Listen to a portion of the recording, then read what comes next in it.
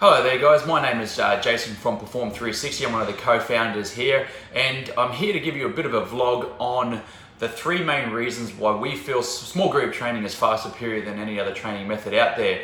I've written some content down below, so if you just wanted to read other than watch, then that's obviously more than okay. So my number one reason why small group training is far superior is purely from an energy point of view. So sometimes, when you walk into the gym, you're not feeling really energetic and you're not sure if you can sort of rise to that level that you want it to be, or you're feeling a little bit tired, lethargic, and just a little bit down, a little bit off. Then being around like-minded people will you'll automatically lift. Your coach will give you a little bit more enthusiasm. Members that you're training with will give you a little bit more feedback, and that conversation and that energy is very, very transferable. It's not something that you can see, obviously, but it's something that you can certainly feel from people. So having that atmosphere, having the other members just willing to train will help pick you up and help you rise to the next level, which you thought probably wasn't possible if you walked in and trained on your own. So connection, being around people, feeding off their energy to create your own energy. Okay.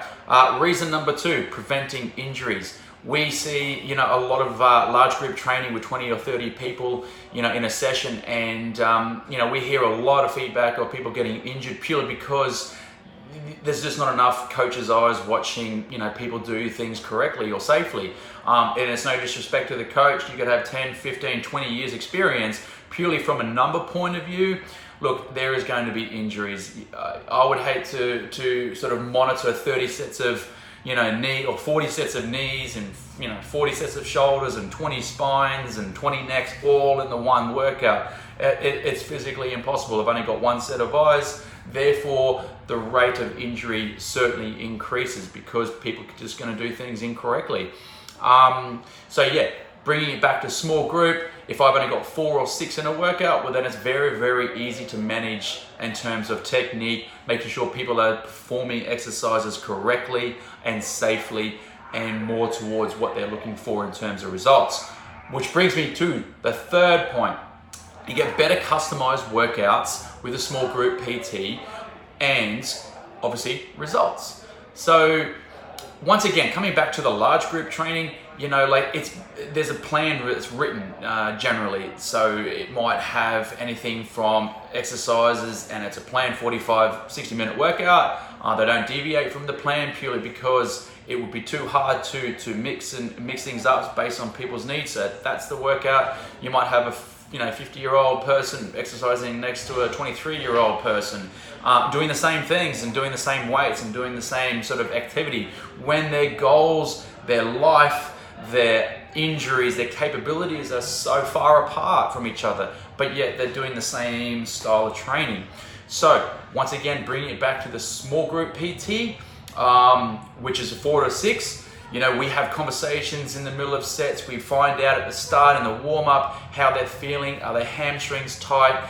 We get this feedback. We get this, connection and this communication with people, because it ultimately changes how we do. We might have a planned workout, but if someone's got tight hamstrings, then they're going to be doing a certain different movement, or they're feeling a little bit sluggish. We go, well, don't push the boundaries today. We've got to listen to the body.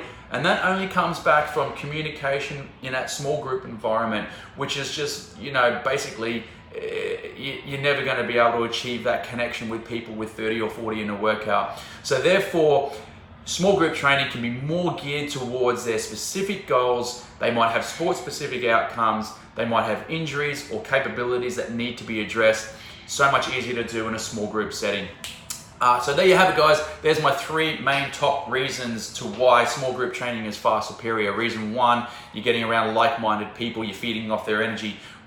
Reason 2 is preventing injuries because it's a smaller number. We can just basically coach you better in terms of lifting and performance and movement. And then the other one, reason 3, is being able to customize the workout based on your goals, your specific needs and things like that. So I hope you enjoyed it. Once again, there's a written content there, and I look forward to speaking with you.